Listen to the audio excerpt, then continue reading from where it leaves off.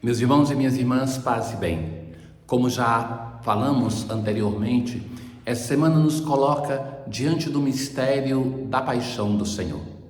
A primeira leitura de hoje, nós vamos ouvir a história de um tipo de Jesus no Antigo Testamento, ou seja, de uma imagem de Jesus, a história de José, perseguido pelos seus irmãos, que depois se torna instrumento de salvação para os seus próprios perseguidores. Já no Evangelho de hoje, nós ouviremos uma parábola, então, contada por Jesus, que é muito importante para compreender qual a intenção do Pai em relação à morte do seu filho na cruz. Jesus, na parábola, concretamente, vai introduzir um tema que é um grande problema na nossa relação de fé com Deus quando pensamos na morte do seu filho. Jesus vai dizer que o Pai não enviou o seu filho para morrer na cruz. A cruz entra na história de Jesus por causa do desprezo, do ódio da humanidade para com o Filho de Deus. Ouçamos. A antífona de entrada de hoje: Senhor, a vós recorro, que eu não seja confundido para sempre. Vós me tirais do laço que me armaram, vós sois meu protetor. Do livro do Gênesis. Israel amava mais José do que a todos os outros filhos. Os filhos de Israel, de Jacó, são aqueles que vão dar o nome das 12 tribos de Israel.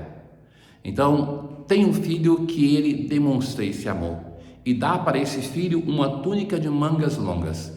Pensa, o que é o ciúme? Por esta túnica, e naturalmente essa túnica era o símbolo deste afeto, mas para quem tinha pouco, então que basta esse gesto de reconhecimento, de manifestação de afeto para que ele se tornasse odiado. Odiavam-no e já não lhe podiam falar pacificamente. E então os filhos estão apacentando o rebanho em Siquém. E Israel vai dizer a José para ir ao encontro. José vai ser um patriarca reconhecido desde sempre pela sua relação com os sonhos. Quando os irmãos veem que ele está se aproximando, vão dizer: aí vem o sonhador, vamos matá-lo e lançá-lo numa cisterna. Assim veremos de que lhe servem os sonhos. Na verdade, serão esses próprios sonhos que depois serão para José instrumento de salvar o povo de Israel. Dentre esses que serão salvos, os seus próprios irmãos que o perseguiram. E Rúben, então, aquele que vai mediar e vai dizer: não lhe tiremos a vida, não derrameis sangue, mas lançai-o naquela cisterna do deserto, e não o toqueis com as vossas mãos. Dizia isto porque queria livrá-lo das mãos deles e devolvê-lo ao pai. Então Rúben tem esta boa intenção no meio dos irmãos, que a maioria queriam se livrar deste. Despojaram-no da túnica, aquela túnica que é simbólica do afeto paternal, e jogam-no na cisterna. Aí então um outro dos irmãos, aquele que é Judá, o personagem principal, que vai ser da onde vai sair a linhagem dos reis de Israel.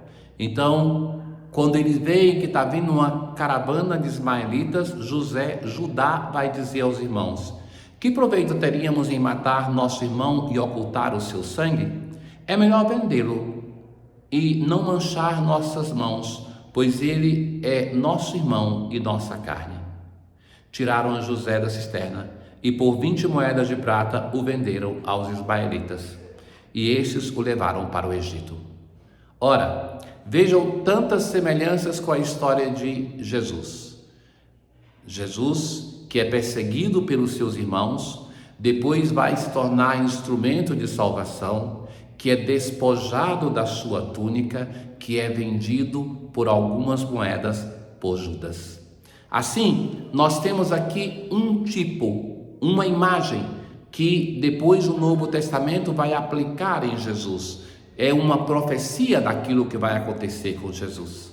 E que Jesus vai, assim como José, vai se empenhar para salvar os seus irmãos no Egito. Jesus nos salva do pecado e da morte, através da sua vida e, sobretudo, através do mistério pascal. O Salmo 104, ele reflete sobre a história de José e vai dizer: mandou vir então a fome sobre a terra e os privou de todo o pão que os sustentava. José, que foi vendido como escravo, foi o homem que Deus enviara à frente dos seus irmãos, até que se cumprisse o que previra, e a palavra do Senhor lhe deu razão. O soberano das nações mandou soltá-los, o faraó mandou libertar. Fez dele o senhor de sua casa. Assim, José foi constituído como o dispenseiro do Egito e vai salvar o povo de Israel. Deus vai escrevendo nas nossas linhas tortas uma história de salvação. Na aclamação ao Evangelho, Deus o mundo tanto amou que lhe deu o seu próprio Filho, para que todo o que nele crê encontre a vida eterna. Jesus está com os sacerdotes e anciãos e vai dizer: escutai esta parábola. Certo proprietário plantou uma vinha. A vinha é o símbolo do povo de Israel. Pôs uma cerca em volta. Veja todo o cuidado deste proprietário com esta vinha. Um lagar para esmagar as uvas. Construiu uma torre de guarda. Depois arrendou a vinhateiros e viajou para o estrangeiro. Sai. Passado o tempo, quando chegou o tempo da colheita, mandou um grupo de empregados. Os vinhateiros espancaram, mataram, apedrejaram. Depois, ele mandou um grupo de empregados ainda maior, e eles agiram da mesma forma. O primeiro e o segundo grupo de empregados são os profetas, servos, chamados da tradição bíblica. E então, o dono da vinha pensa assim: ao meu filho eles não farão mal. Vejam que é importante essa frase para compreender a história de Jesus. O Pai não enviou o seu Filho ao mundo para ser crucificado, para ser morto por nós. O Pai enviou o seu Filho. Nas palavras do próprio Jesus, que explica a sua história, talvez Jesus tivesse motivo para ser ferido com o Pai por isso, mas Jesus está lendo a sua própria história e vai dizer assim, que o Pai, o dono da vinha, envia pensando: ao meu filho eles não farão mal. E quando eles veem o filho chegar, vão dizer, gritar: este é o herdeiro, vinde, vamos matá-lo e tomar posse de sua herança. Vejam, são mais duros, nem se dão ao trabalho de espancar, de apedrejar, mas vinde, vamos matá-lo. Jogaram-no fora da vinha e o mataram.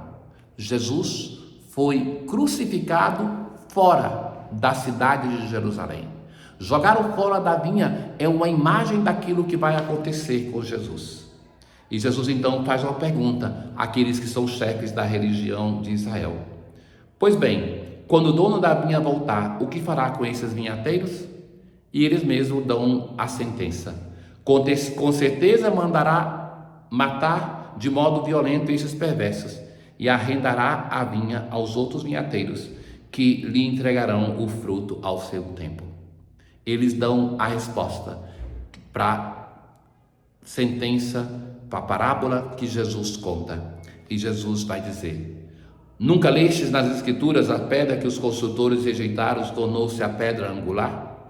Isso foi feito pelo Senhor e é maravilhoso aos seus olhos? Pois bem, eu vos digo, o reino de Deus vos será tirado e será entregue a um povo que produzirá frutos. O reino de Deus não é propriedade de Israel, mas ele é anunciado já como figura no Antigo Testamento e através de Jesus, através do Novo Testamento, da igreja, como um reino que acolhe todos os povos. Então os sumos sacerdotes e os fariseus ficaram irados, porque compreenderam que Jesus estava falando deles. Procuravam prendê-lo, mas ficaram com medo das multidões. Então vai se consolidando este ódio para com Jesus e o propósito de se livrar de Jesus, porque ele é incômodo, porque aquelas pessoas, mesmo se considerando religiosas, não aceitavam se mudar para fazer um verdadeiro caminho de conversão. Concedei-nos, ó Deus Todo-Poderoso, que, purificados pelo esforço da penitência, chegamos de coração sincero às festas da Páscoa que se aproximam. se aproximam. Irmãos, acordemos, vamos nos preparar, fazer um caminho de conversão com toda a riqueza que o Senhor, que a igreja nos oferece. A festa da Páscoa já se aproxima. O Senhor esteja convosco, Ele está no meio de nós. Abençoe-vos o Deus Todo-Poderoso, Pai, o Filho e o Espírito Santo. Paz.